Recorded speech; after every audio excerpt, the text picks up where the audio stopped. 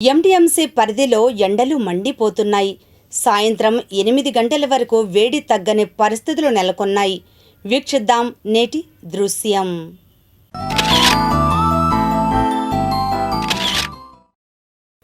ఎండలు మండిపోతున్న వేళ వాతావరణ శాఖ తాజాగా 2 తెలుగు రాష్ట్రాలకు 5 రోజుల పాటు అత్యధిక ఉష్ణోగ్రతల గురించి తీవ్ర హెచ్చరికలు జారీ చేసింది.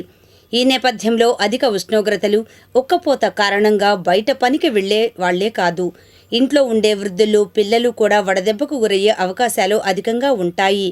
వడదెబ్బకు గురైనప్పుడు సరైన చర్యలు తీసుకోకపోతే ప్రాణాలు కూడా కోల్పోయే ప్రమాదం ఉంది. తాజా హెచ్చరికల నేపథ్యంలో వడదెబ్బ గురించి, దాని నుండి బయటపడడానికి ఎలాంటి చర్యలు తీసుకోవాలో తెలుసుకోవడం అత్యంత ఆవశ్యకం. వడదెబ్బ డీహైడ్రేషన్కు సంబంధించిన అనారోగ్యం.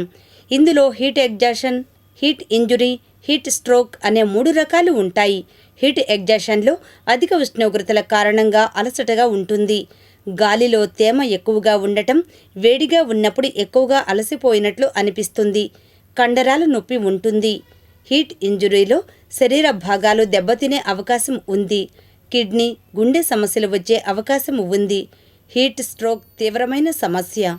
దీనిలో శరీర భాగాలు తీవ్రంగా దెబ్బతింటాయి. దీని కారణంగా మెదడు పనితీరు దెబ్బతింటుంది.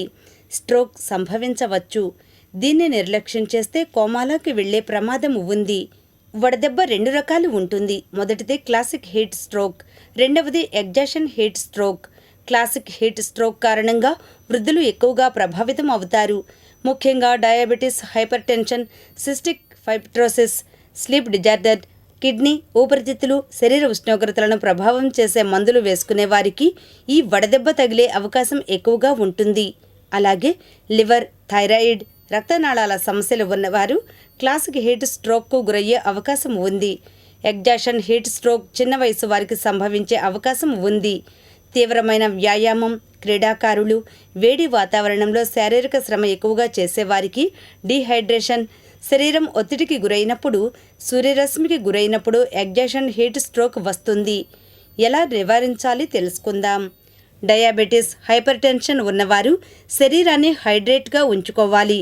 ద్రవ పదార్థాలు ఎక్కువగా తీసుకోవాలి. మధ్యాహ్నం పూట బయటకు వెళ్ళకపోవడం మంచిది.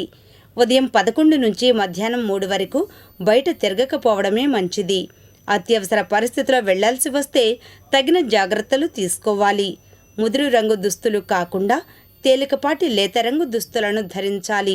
ఆల్కహాల్ శరీరంలోని నీటి శాతాన్ని తగ్గిస్తాయి. ఎండాకాలంలో మద్యానికి దూరంగా ఉండడం మంచిది.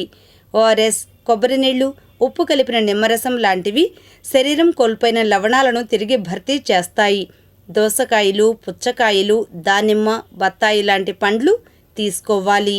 వేసవిలో తేలికపాటి వ్యాయామాలు ఉదయం 8 గంటల్లోపే ముగించాలి.